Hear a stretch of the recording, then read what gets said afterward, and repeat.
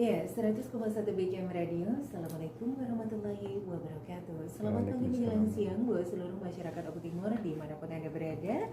Alhamdulillah, puji syukur kembali jumpa bersama Yola Arvina menemani Anda dalam program pilihan Mutiara Kolbu. Tambah ilmu, tambah iman, tambah amal, insya Allah. Para pendengar, hari ini seperti biasa 1 jam ke depan di edisi Jumat Berkah 11 November 2022 kami akan hadirkan talk show secara langsung bersama narasumber kita, perwakilan dari Kementerian Agama Kabupaten Oku Timur, yang insya Allah hari ini akan mengisi kajian-kajian yang sangat luar biasa bersama Ustadz yang sudah tidak asing lagi di tengah-tengah kita, yaitu bersama Ustadz Susilo Utomo SIP. Assalamualaikum Pak Ustadz. Waalaikumsalam warahmatullahi Mbak Yola. Bagaimana kabar hari ini Pak Ustadz? Alhamdulillah, insya Allah sehat. Amin. Ya. Semoga Allah selalu memberikan nikmat sehat, Pak Ustadz, ya, keselamatan, keberkahan usia, rezeki yang berlimpah. Insya Allah. Baik para pendengar, hari ini spesial banget karena cuaca kita memang mendung. Bahkan beberapa titik wilayah Oku Timur sempat diguyur hujan pagi tadi. Mudah-mudahan tidak membuat Anda jadi berkeluh kesah karena cuaca dan tidak bisa melakukan tanggung jawab hari ini. Insya Allah hari ini Anda bisa melakukan segala tugas dan tanggung jawab kita sebaik-baik mungkin sampai dengan tuntas nanti. Amin ya rabbal alamin. Oke, untuk hari ini para pendengar kita akan mengangkat tentang zikir Yang ketiganya ini. Yang ketiga partnya ya Pak Ustadz. Nah, kajian ini menjadi sesuatu ilmu yang sehari-hari mungkin kita gali Pak Ustadz ya. Karena banyak orang setelah sholat atau bahkan dalam keadaan tidak sholat pun orang berzikir. Nah, seperti apa kajian ini kita akan kupas lebih dalam para pendengar. Mudah-mudahan kita ilmunya bertambah lagi hari ini. Dan seperti biasa kami akan mengundang Anda bergabung di layanan telepon 0735481800, SMS WhatsApp-nya di 08117241 Tapi kali ini kita dengarkan bersama-sama bersama Ustadz Susilo Utomo. Silakan Pak Ustadz. Terima kasih Mbak Yola. Jazallah Sayyidana Muhammad dan anna khairang jazallah Sayyidana Muhammad dan anna ma'hu ahlu. Assalamualaikum warahmatullahi wabarakatuh. Waalaikumsalam warahmatullahi wabarakatuh. Alhamdulillahil qail fi kitabihil karim. A'udzubillahi minasyaitonir rajim. Wa aqimis sholata inna sholata tanha 'anil fahsya'i wal munkar. Wala dzikrullahi akbar. Wassalatu wassalamu ala sayyidina Muhammadinil qail. Al yadul ulya khairum minal yadis sufla wa ala alihi wa ashabihi wa mawala la haula wala quwata illa billah. Pendengar DBKM, sejangkau siar kaum muslimin dan muslimat dimanapun jenengan semua berada, insya Allah pagi menjelang siang ini kita semua dikaruniai oleh Allah dengan umur yang bermanfaat, baik umur itu yang sudah lalu, yang sekarang kita jalani hari ini, dan insya Allah juga umur yang masih tersisa bagi kita tetap dikaruniai oleh Allah dengan karunia yang paripurna, yakni keberkahan. Pendengar DBKM dimanapun Anda berada, di bulan September insya Allah kita kaji kemarin tentang zikirmu menguak segalanya. Terus di bulan Oktober kita kaji lagi zikirmu menggapai segalanya. Nah hari ini justru kebalikannya, zikirmu bukan segalanya. Ternyata memang ada sebagian orang itu yang gila dengan zikir sampai kemudian memposisikan zikir itu melebihi ibadah yang lain. Itu juga salah, Mbak. Makanya sebelum kita kaji yang keempat dan yang kelima sampai insya Allah seperti itu. Karena zikir ini sangat unik kalau dikaji, dan banyak betul referensi tentang zikir ini dari mungkin Imam Al-Ghazali, pendapatnya Ibnu Athaillah yang sudah kita sampaikan, bagaimana Syekh Abdul Qadir Al-Jilani dan lain sebagainya. Nah hari ini mungkin kita kaji juga tentang bagaimana pendapat orang-orang fikih terhadap zikir, dan bagaimana juga pendapat orang-orang sufi yang keliru. Ternyata memang pendengar DBKM dimanapun Anda berada, banyak banget orang sufi yang keblinger karena ada ayat yang memang seakan benar penafsiran dia, tapi ternyata salah. Baik, pendengar DBKM dimanapun Anda berada, kita akan angkat sebuah ayat di surah Al-Ankabut ayat 45. A'udzubillahi minasyaitonirrajim. Wa aqimis sholata innas sholata tanha 'anil fahsya'i wal munkar wala dzikrullahi akbar. Dirikanlah sholat, hei kamu. Kenapa? Karena sesungguhnya sholat itu dapat mencegah dari perbuatan keji dan mungkar. Terus ada kalimat wala dzikrullahi akbar. Nah ini. Dan di sini nanti ada penyimpangan tafsirnya. Makanya sulit kita sebagai orang muslim atau mukmin yang mengenal Islam ini karpe dewi. Saenake udele dewi, menafsirkan ayat saenake udele dewi, nanti malah sesat jadinya. Kita akan kaji. Wala dzikrullah akbar itu artinya adalah dan zikir kepada Allah itu yang paling agung. Nah, sholat itu sendiri di dalam keterangan tafsir Ibnu Katsir meliputi 3 dimensi atau 3 tabiat. Thalathu khisalin. Jadi kandungan sholat itu sendiri ada 3 disebutkan di dalam tafsir Ibnu Katsir menafsirkan ayat ini. Apa yang pertama? Al-ikhlas. Yang kedua al-khasyah. Yang ketiga adalah zikrullah. Jadi sebenarnya sholat kita yang kita lakukan setiap hari 5 kali, bahkan kita masih kurang, qobliyah, ba'diyah, dan nanti malam atau waktu malam hari kita masih tahajud, itu sesungguhnya hanya 3 saja dimensinya. Ada 3 tabiat sholat yang harus dimunculkan. Apa yang pertama? Al-ikhlas. Kalau nggak ikhlas maka ibadah sholat ini nonsense, zero, tidak ada maknanya, zong, kalau nggak ada ikhlas. Dan ikhlas ini di dalam tafsir itu juga disebutkan ya'muruhu bil ma'ruf. Jadi keikhlasan yang timbul saat kita sholat, bayangkan Mbak, waktu-waktu sholat itu kan waktu yang paling enak. Zuhur itu enaknya tidur, kita sudah bangun untuk sholat. Asar enaknya di pulang kerja. Maghrib itu capek-capeknya, enak-enaknya istirahat. Isya itu enak-enaknya ngobrol, sudah azan lagi. Subuh itu enak-enaknya tidur. Memang Allah buat waktu-waktunya itu memang lagi enak-enaknya gitu loh. Lagi seneng-senengnya manusia di jam-jam itu. Makanya kemudian kalau nggak ikhlas maka nonsen. Di situ akan lahir ikhlas. Oh, walaupun saat ini saya sedang bekerja, saya tetap apa? Tetap sholat duhur. Saat asar enaknya bekerja atau mungkin di dalam perjalanan kita masih berhenti untuk sholat dan seterusnya. Nah, ikhlas ini kata dalam tafsir Ibnu Katsir ya'muruhu bil ma'ruf. Karena kita sudah ikhlas menjalankan sholat, menegakkan sholat, itu nanti akan ada ghirrah di dalam jiwa kita. Apa ghirrahnya? Ya'muruhu bil ma'ruf atau ya'muruka bil ma'ruf. Keikhlasan itu akan memerintahkan kepadamu untuk berbuat ma'ruf. Apa ma'ruf? Kebaikan. Makanya orang yang rajin sholat dan sudah pada derajat ikhlas, dia akan selalu ingin menyampaikan kenikmatan sholatnya, mengajak tetangga untuk sholat berjamaah, mengajak keluarga untuk terus sholat, dan seperti itu. Dan itu timbul sendiri. Kenapa? Karena memang di dalam sholat itu ada tabiat ikhlas tadi. Yang ikhlas itu selalu ingin kita mengajak agar orang juga melakukan seperti yang kita lakukan. Kemudian tabiat yang kedua dalam sholat adalah al-khasyah. Apa al-khasyah? Al-khasyah adalah rasa takut. Dan dalam tafsir itu disebutkan rasa takut yang timbul karena kita sering melakukan sholat dan setiap hari kita melakukan sholat itu akan yanhahu anil munkar. Makanya innas sholata tanha anil fasya wal munkar itu benar Mbak.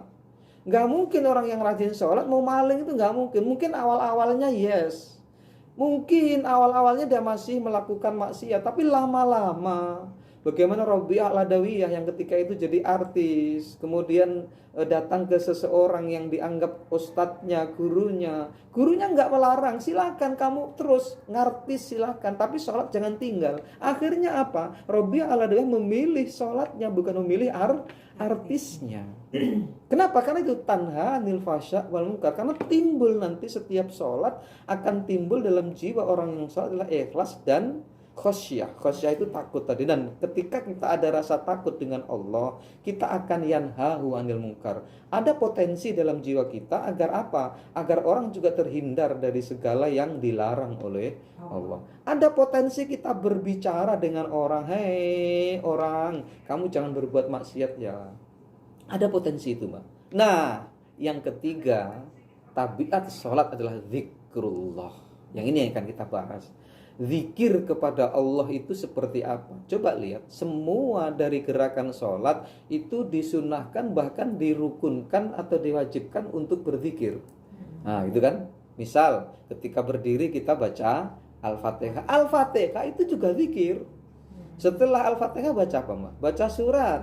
Surat itu juga bagian dari zikir.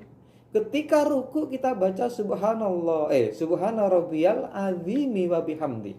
Itu juga zikir gitu loh. Nah, itu kita cut dulu, kita save. Lalu kita lanjutkan ayatnya, wala dzikrullahi akbar. Dan zikir kepada Allah itulah yang lebih agung dari segalanya. Nah, ini, Mbak. Zikir kepada Allah itu agung. Nah, Ibnu Abbas mengartikan wala dzikrullahi akbar. La itu lamu takkid, bukan wala, bukan, tapi lamu takkid yang artinya sungguh, benar-benar zikir kepada Allah itu adalah perkara yang sangat agung, perkara yang sangat besar dibandingkan dengan perkara yang lain. Kenapa ayat ini dibarengi dengan sholat sebelumnya? Perintah sholat sebelumnya, lalu wala dzikrullahi akbar. Kenapa? Karena di dalam sholat itu mengandung zikir. Makanya Ibnu Abbas mengatakan al-ibadatu akbar. Jadi gini loh pendengar, bahwa sholat itu terdiri dari sekian banyak zikir. Ada tasbihnya, ada tahmidnya, ada takbirnya, ada apa lagi? Ada tahlilnya, ada syahadatainnya, ada tilawatil Quran. Itu semua adalah zikir. Dan ketika kita berzikir saat sholat, itu seagung-agungnya ibadah. Kata siapa? Kata Ibnu Abbas. Tetapi Ibnu Mas'ud beda.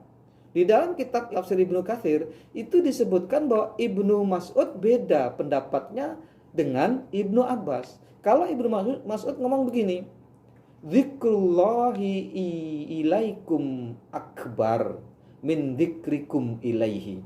Bahwa zikirnya Allah itu lebih besar dibandingkan dengan zikirmu kepadanya.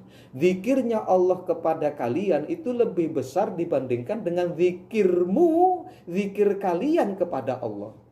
Jelas, ini juga benar. Makanya kalau seandainya ada mufasir yang lepas dari dua ini, maka dia akan sesat nanti. Dan kita akan contohkan nanti.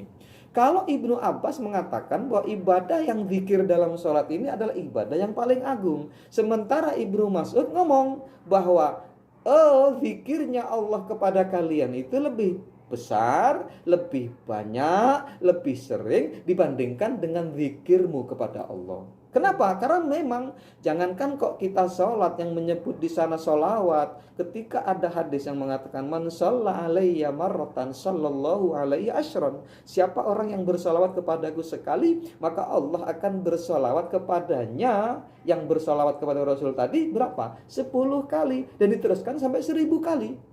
Ini gambaran, benar juga kata Ibnu Mas'ud. Saat engkau sholat, kemudian menyebut semua zikir, maka Allah berzikir kepadamu melebihi. Kenapa? Ingat dulu kajian kita yang pertama di bulan September, bahwa fadhkuruni azkurkum.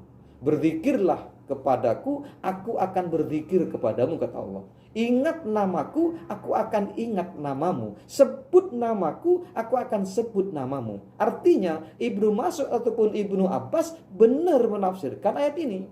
Tetapi yang konyol, nah ini, ada sebagian ahli sufi, yaqulu ba'dus sufiyah, orang-orang yang ahli tasawuf itu ada yang keblinger pakai ayat ini. Bahkan mengatakan, banyak betul kita jumpai bahwa zikrullah afdalu minas sholatil maktubah.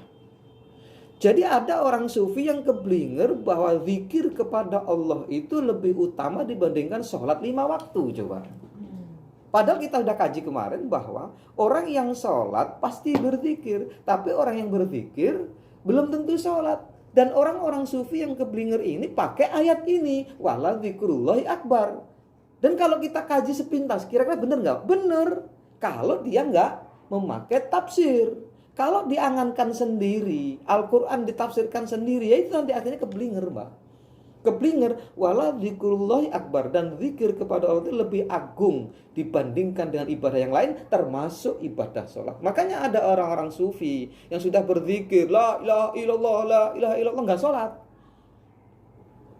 Dan kalau ada orang sufi atau thariqah yang mereka tidak mewajibkan lagi sholat, jangan diikuti. Gitu. Kenapa? La syakka anna sholata mustamilatun ala afdolil azkar. Tidak diragukan lagi, semua ulama berpendapat bahwa sholat itu sesungguhnya adalah meliputi zikir-zikir yang paling utama. Artinya zikir subhanallah yang dilakukan di dalam sholat tentu akan lebih dahsyat pahalanya dibandingkan dengan orang yang berzikir subhanallah di luar sholat. Itu semua udah sepakat gitu loh. Tetapi apa kemudian kita nggak zikir lagi setelah sholat? Tidak. Ini gambaran bahwa zikir di dalam sholat itu lebih dahsyat dibandingkan dengan zikir di luar sholat. Min tilawatil Quran, dari bertilawah Al-Quran, dirukunkan, diwajibkan untuk baca Al-Fatihah. Kemudian baca surat. Wa min tahlil, ada tahlilnya. Kemudian ada tasbihnya, subhanallah. Ada apalagi tahmidnya gitu nah. Bahkan ada asyhadatain, asyhadu alla ilaha illallah wa asyhadu anna muhammadar rasulullah. Ada syahadatnya, ada pengakuan di sana, ada itirafnya, ada doanya, dan itu semua adalah rangkaian dari zikir. Makanya tidak ada keraguan bagi umat muslim bahwa orang yang berzikir di dalam sholat itu lebih utama dibandingkan berzikir di luar sholat. Artinya apa? Nggak cukup dengan berzikir. Berzikir itu kemudian nggak juga akhirnya untuk menghilangkan sholat. Nah, ini keblingernya orang-orang sufi itu. Nah, dari keblinger ini pendengar di BKM dimanapun Anda berada, nanti akan memuncak pada orang meninggalkan sholat. Kalau sudah jadi hakikat, sudah sampai ke hakikat, nggak perlu sholat. Sekarang ini lagi marak ada, maaf saya sebut namanya, yang wildo, yang pakai pakaian nyentrik gitu kan, cuman pakai cawet, kemudian di sini banyak, tapi ngomong agama luar biasa gitu kan. Ya walaupun saya nggak juga mengklaim beliau salah, tetapi kalau kita lihat orang seperti ini perlu diluruskan. Sudahkah syariatnya berjalan? Padahal Al-Laits itu mengatakan dalam sebuah kitab, idza ra'aitumur rajula yamshi 'alal ma'i falatartaru bihi. Jika kalian melihat ada orang yang mampu berjalan di atas air, jangan tertipu. Misal ada orang bisa berjalan di atas air, lalu langsung kita ikuti, kita heran-heran, itu waliullah. Jangan. Sampai kapan? Hatta ta'ridu amrohu alal kitab wa sunnah. Sampai engkau bisa menemukan kepastian bahwa dia itu melakukan syariat apa enggak. Dia itu melakukan yang diperintahkan Allah dan Rasulnya di dalam Quran apa enggak. Kalau dia tidak melakukan syariat, tidak puasa, tidak sholat, maka jangan diikutilah tattabi. Jangan engkau ikuti walaupun dia bisa terbang ke udara, walaupun dia bisa berjalan di atas air. Artinya apa? Rasulullah kurang apa, Mbak? Gitu kan? Rasulullah itu kurang apa? Manusia yang maksum. Doanya selalu dikabulkan. Tidak mungkin surga itu dibuat kecuali karena Rasul ada. Dan surga itu diberikan kepada Rasulullah oleh Allah. Seperti itu. Itu pun masih sholat. Kok ini ada thariqah, ada tasawuf, ada orang sufi yang mengatakan nggak perlu lagi sholat, cukup berzikir.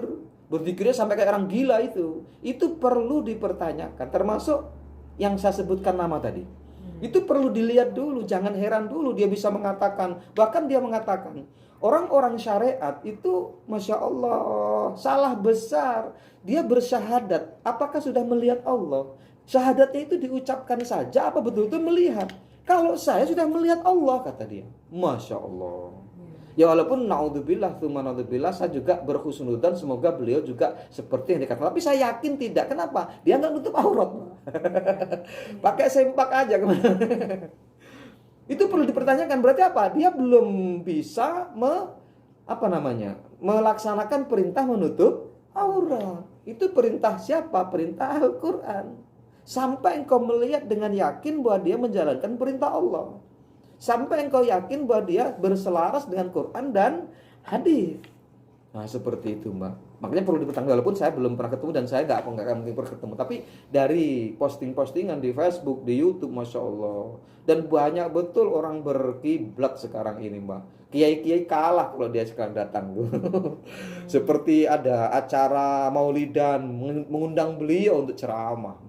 Dan kata-katanya penuh dengan mutiara yang seakan itu mendikte kita salah semua. Orang-orang yang bersyariat, yang menjalankan perintah Allah itu salah semua. Karena bagi dia neraka dan surga itu ya di sini inilah, bukan di sana nanti. Dan lain sebagainya.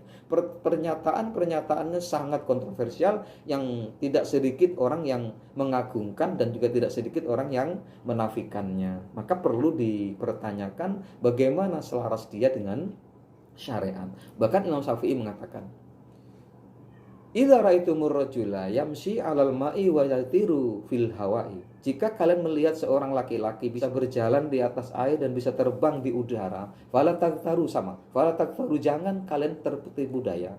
Jangan kalian heran, jangan kalian kaget. Sampai kapan? Hatta ta'ridu amrohu 'alal kitab was sunnah.